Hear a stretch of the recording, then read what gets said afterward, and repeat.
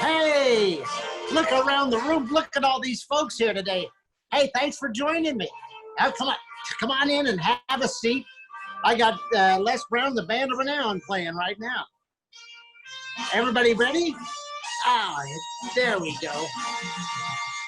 Well, how do you do, ladies and gentlemen? This is Bob, live from Arrow Senior Living Hope, saying, put Pepsodent on your brush and use plenty of traction, and none of your teeth will be missing in action. Hey, I want to tell you, I'm zooming in on a wing and a prayer. Yeah, I'm on the wing because with all this technology, I don't have a prayer. Actually, before this lockdown happened, the last flight I took was very nice, but the plane was rather old. In fact, the pilot sat behind me wearing goggles and a scarf. Now, this plane was so old that Lindbergh's lunch was still on the seat. The fasten seatbelt sign was in Latin. No, to get to the washroom, you had to crawl out on the wing. But hey, I don't know about you, but I have a fear of flying that dates back to my childhood. See, when I was a baby being delivered by the stork, yeah, I remember that. That blasted bird dropped me from 400 feet. Yeah, he did that to stay out of the range of my father's shotgun. See, Dad already had my brothers, Eenie, Meenie, and Miney.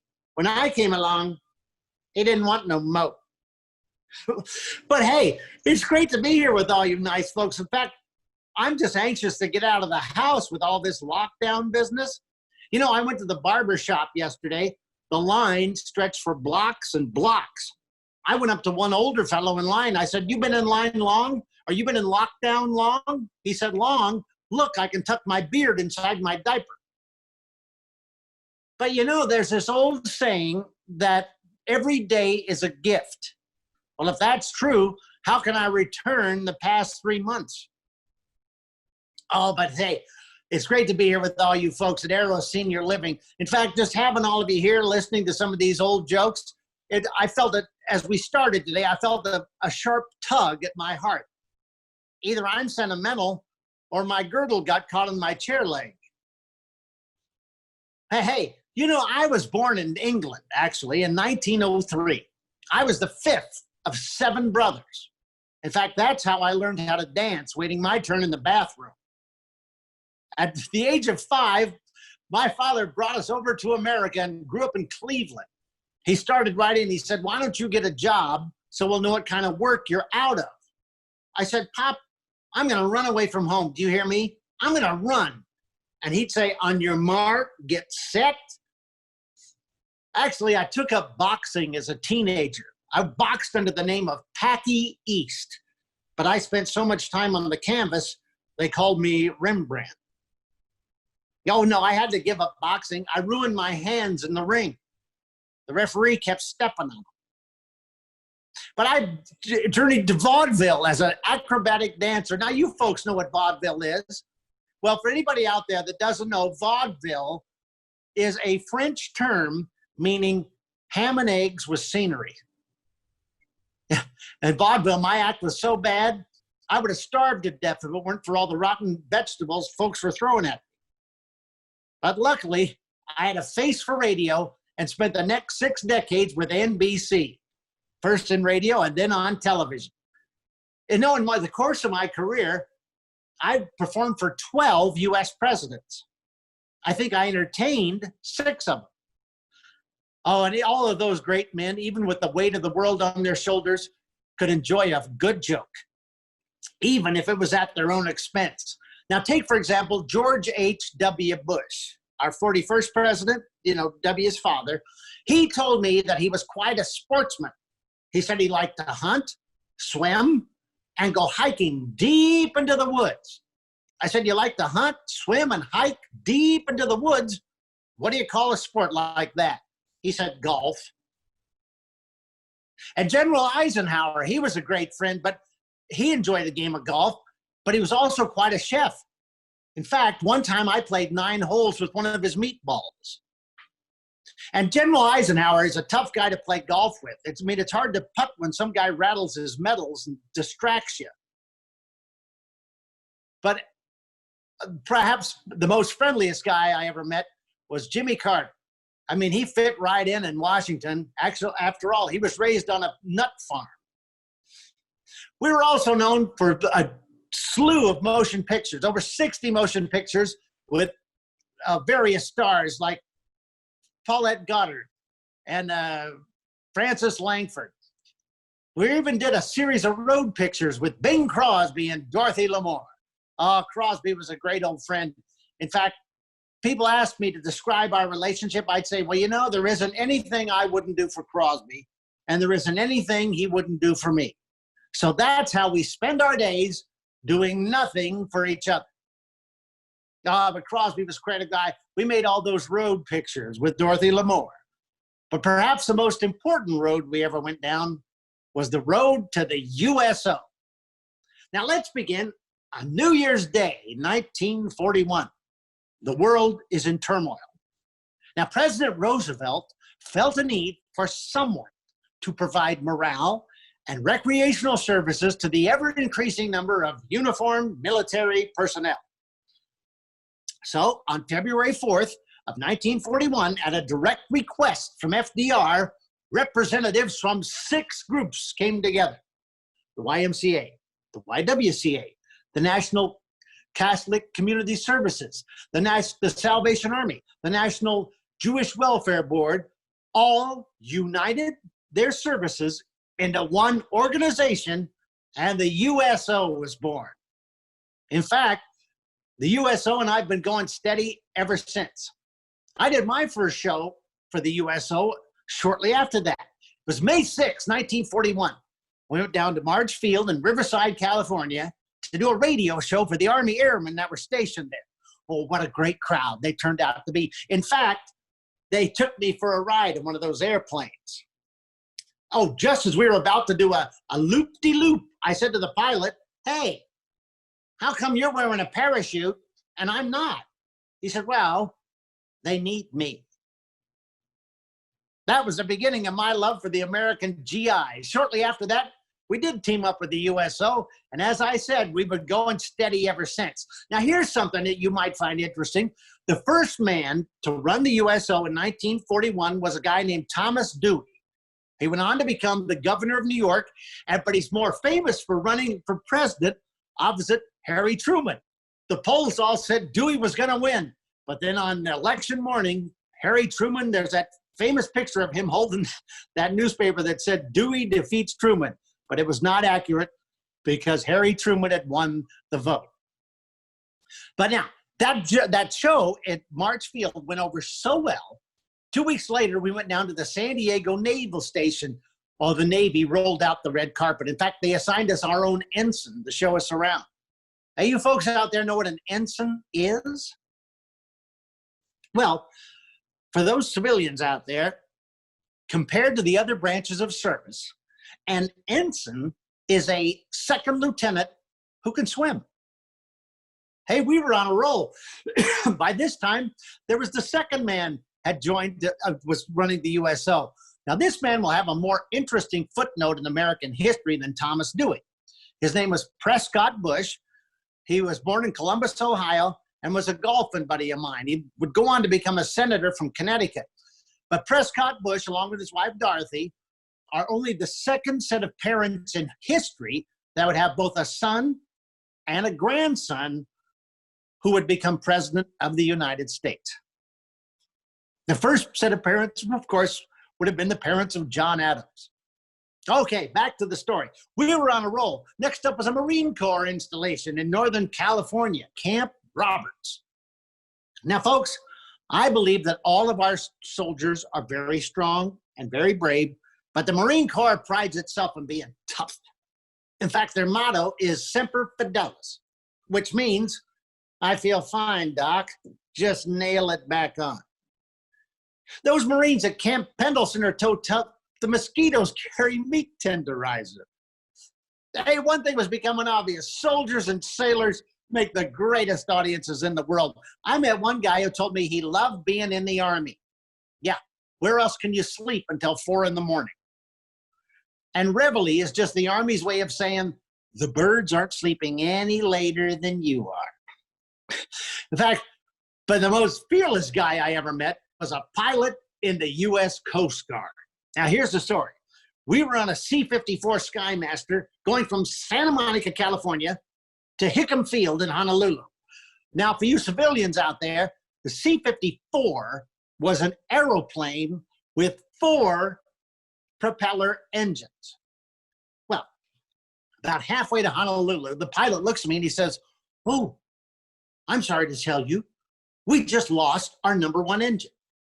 This type of thing happens, but it will now delay our flight by 1 hour."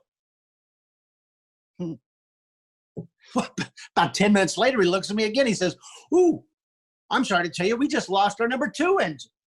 This type of thing happens, but it will now delay our flight by 2 hours." I thought for a minute and I said, "Say, can we afford to lose those other 2 engines?" He said, "Oh gosh, I hope not. If that happens, we might be up here all day." I scraped my leg in Bizerti, Tunisia during World War II. To ward off infection, they insisted I put a bandage on it. Well, when the medic arrived, I noticed he was very young.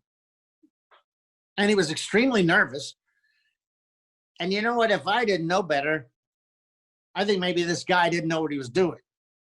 So to put his mind at ease, I started to talk to him. I said, "Young man, how did you get in here?" He said, "I was drafted." I said, No, how did you get in the medical corps?" "I was drafted." I said, "Well, were you an intern?" He said, "No." I said, "Well, did you go to medical school?" He said, "No." So I said, "Please tell me, how in the world did you get assigned to be a medic?" He said, "Well, when I came in, they asked me to write down what I had done before I was in the service. I said I worked for Dr. Pepper. And here I am." Actually, folks, he did put on a very nice bandage, but on the wrong leg. Hey, let's not forget about the women out there during World War II. The Navy had women accepted for voluntary emergency service, the Waves. And say, did you hear about the Wave that married an admiral? And together, they have 3 little ripples. All right, well, that's not funny, but it's cute, right? It's cute. There was also a group called the Women's Air Service Pilots, the WASPs. They flew troops and equipment all over the world. I went island hopping in the South Pacific with a team of WASPs. We flew 10 feet above the waves. I said to the pilot, "What's the idea?" She said, "Well, we can't fly any higher. The tail gunner's doing our laundry." But perhaps the most rowdy group we did a show for was for 3,000 members of the Women's Army Corps, the WACs. And fellas, if you were lucky, you got a date with one of those gals. And over in Europe, during those nighttime air raid alerts, that could get very interesting. I mean, you haven't lived, you've taken a whack out and a blackout with a flack out. I was married, so I had to back out. We'd play wherever the troops were stationed. We did one show so close to enemy lines, if you made an exit stage left, you got captured. Now, the coldest show we ever did was in Thule, Greenland, 750 miles north of the Arctic Circle. At showtime, they told me it was 36 below. Below what? I don't know, because my thermometer went AWOL. It was so cold, I had to untie my tie with an ice pick. But perhaps the most, one of the most fabulous shows we did a show for was during the Berlin airlift. Now, I'm going to get back to that in a second. But first of all, I want to tell you folks a little bit about the technology at the time. Now, technology was always such an asset. Excuse me, my nose is running. That's what's driving me nuts. Technology was such an asset. We always had such marvelous technology. In fact, what do we have today? Tablets, Twitter, texts, tweets. What would you do without your cell phone? Am I correct? I think we take it all for granted. Now, stop and think. There was a time not too long ago when the telephone was brand new. I'll bet that took some getting used to. Now, for example, a husband and wife are at home when their telephone rings for the first time ever. He's closest, so he answers it. He says, "Hello?" "What?" I don't know. Why don't you call the Weather Bureau? Bang, hangs up the phone. Well, his wife says, well, who was that? He said, just some guy wanting to know if the coast was clear. That technology is something else. Remember about a year and a half ago when we all bought those paper glasses to stare at the sun to watch that solar eclipse?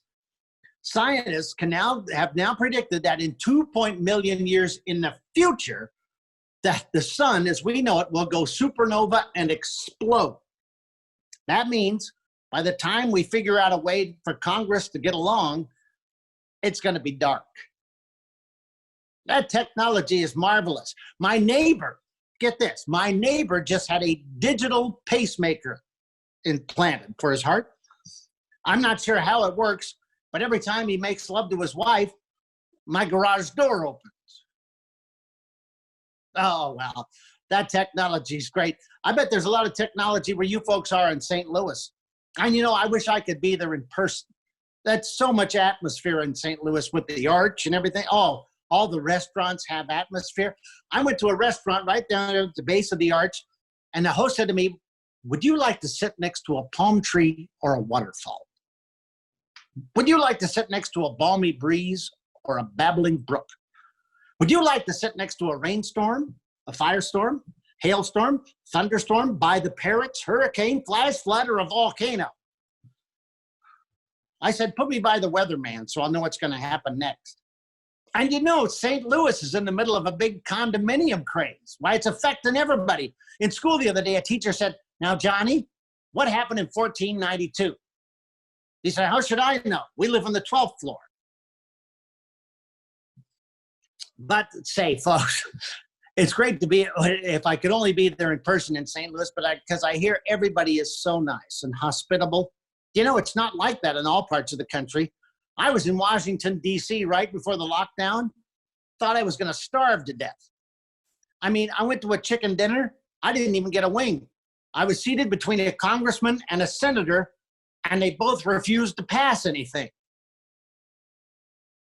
Anyway, back to the military. Now, the tradition of entertaining the troops at the holidays started in 1948 with the Berlin Airlift, Operation Vittles. I went to one of those pilots and I said, say, is it true you're risking your life twice a day? He said, no, not since the mess hall stopped serving Spam. Then on June 25th, 1950, without any advance notice, North Korea declared war on its neighbors to the south and ordered its army to cross the border between the countries, the 38th parallel. It was the North versus the South without Rhett Butler or Scarlett O'Hara. And the USO was there. In fact, I became known as the Pearl of Pyongyang. After I'd been there a couple of times, they wanted to string me up. But as early as 1960, our government began sending military advisors in large numbers to Southeast Asia. We wanted to go there, but they said, oh no, it's too risky.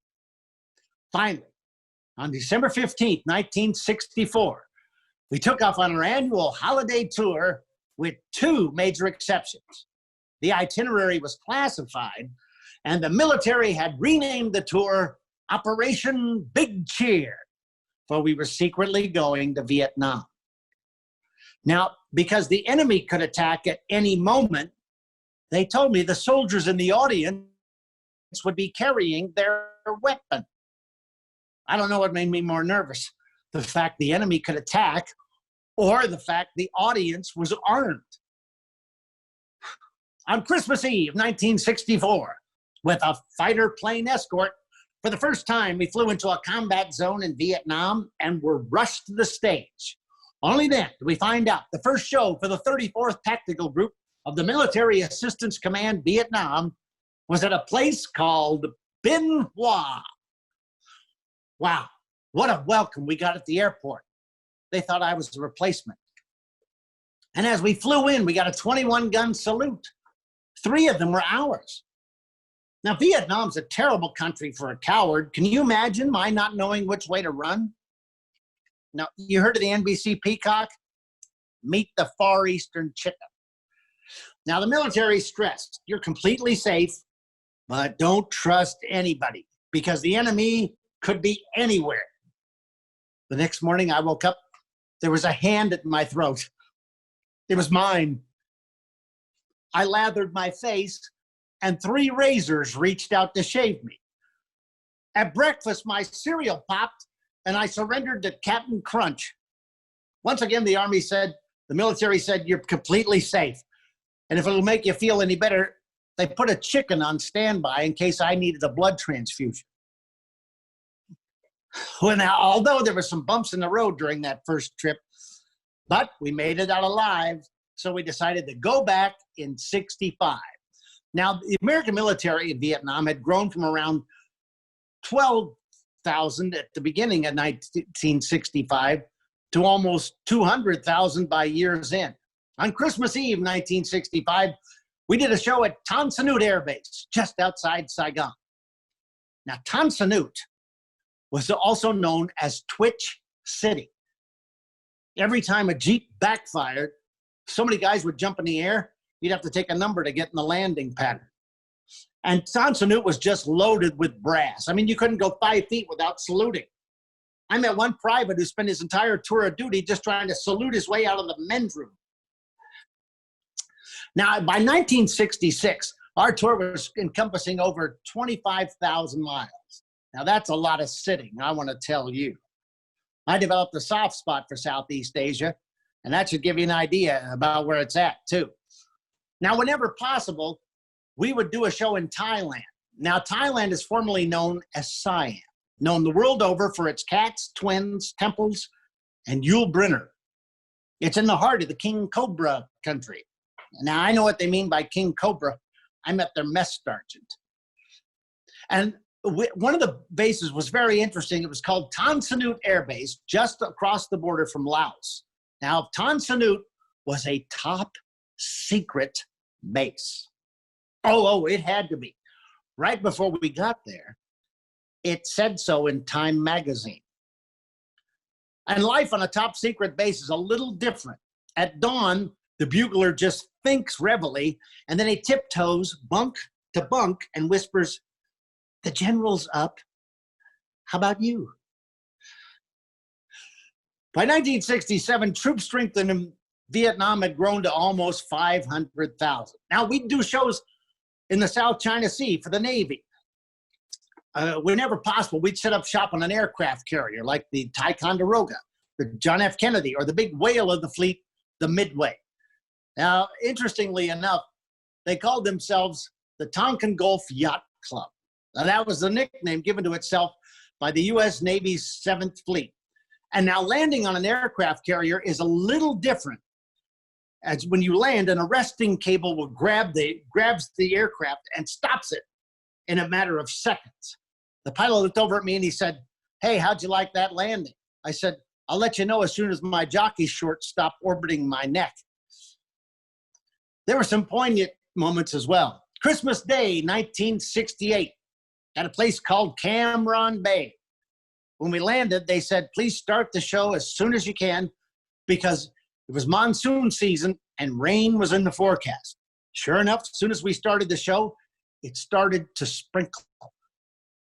The rain got progressively harder until about halfway through a 2-hour show, it was raining pretty good. The soldiers didn't flinch.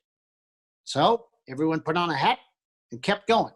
In fact, the only thing that was spared from the rain was performer Ann Margaret's fur coat. Well, if you can believe it, it began to rain even harder until by the end of the show, it was just a full-on downpour. Still, the soldiers didn't move. So we finished the show the way we finished every show in Vietnam. Singer Linda Bennett led everybody in the holiday sing-along. And so there, in a driving rain, we all sang Silent Night together. It was the only Christmas they had, and they didn't want to miss it. There were guest stars from all walks of life that joined us over the years. Roosevelt Greer, Johnny Bench from the sports world, Les Brown, the band of renown, was always providing the music. One of our most special guests came along in 1969. Now, in July of 1969, Neil Armstrong was the first man to walk on the moon. In December of that year, he joined Operation Big Cheer. He told a group of the 25th Infantry Division at a place called Cu Chi on Christmas Day. He said, "It is man's nature to explore the unknown." I said, "You don't have to tell them that. They ate in the mess hall every day." And you know, we used to kid Neil Armstrong. I'd say, "Neil, you know, for being the first man on the moon, you're not really one of NASA's funniest."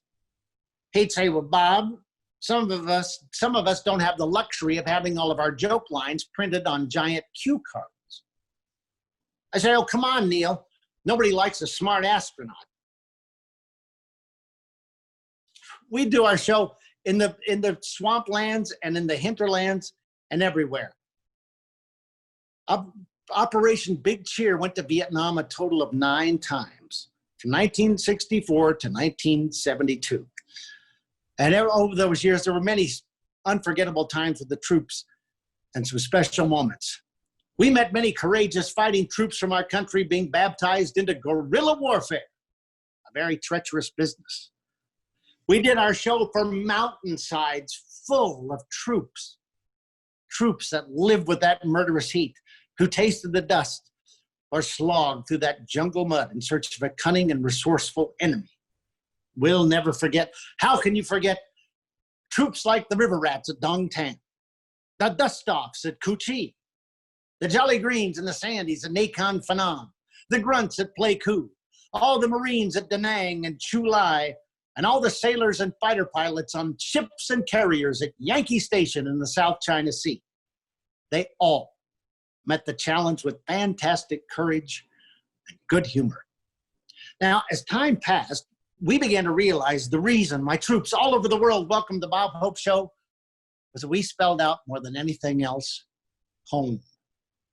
We started in the days of radio, and as the soldiers sat, watched, and listened to the show, all of a sudden they were transported back to their own living room, sitting in front of the family's Atwater Kent radio with mom and dad, our pesky little brother and sister, when at the time, over the years, they might really be in Sicily, North Africa, Guadalcanal, Korea, Pyongyang, to be specific, the South China Sea, Laos, Saigon, the Persian Gulf, or Afghanistan. Many times when they were laughing their hardest, you could see many of them trying to hold back a tear.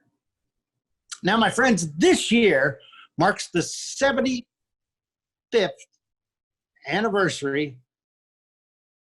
Pardon me. So this year marks the 80th, I believe. I'm trying to do the 1945. This is the 80th anniversary at the end of World War II. Now, in August of 1945, the Bob Hope Show had gone to Nuremberg Stadium in Berlin.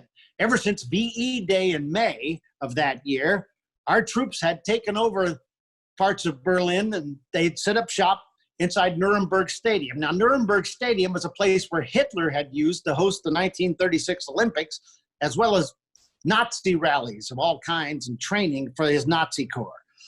Well, our boys were going to hold their own GI Olympics in here. But when the news came, the VJ Day in the Pacific, and the war was finally over, the troops seemed to rise 12 feet off the ground and cheered for 20 minutes. What a thrill it was to hear those cheers for an American victory at a place where Adolf used to hold hireling practice. One soldier declared, "Now I can go home to God's country." I said, "Where's that?" He said, "Flatbush." Now, my friends, if I could break character to tell you, in a 1997 act of Congress signed by President Bill Clinton, Bob Hope was named an honorary veteran, the first civilian to receive such a citation. Upon receiving this at the age of 94, Mr. Hope said, "Of all the awards I've received in my lifetime, to now be listed among the men and women I admire the most, this is my greatest honor." My friends, It is an honor for me to remember him with you. And whenever Bob Hope would speak about his wartime experiences, he would generally conclude his remarks with a memory from one of our nation's happier times. Once again, it was World War II, followed by a familiar refrain. Les and the band, if you would please. When World War II was over, all of America celebrated. There were parades. Families and loved ones rushed into each other's arms. Fathers saw children for the very first time. And all of America wept for those who would never return. My friends, we are all left with our memories. And these have been some of mine. So thanks for the memories of being here with you. We've enjoyed it through and through.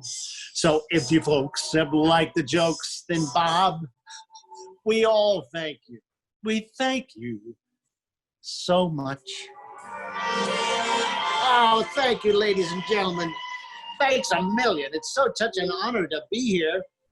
Let me see if I can get Les and the boys to... Is Kayla still there? I was wondering if anybody's interested, we could do some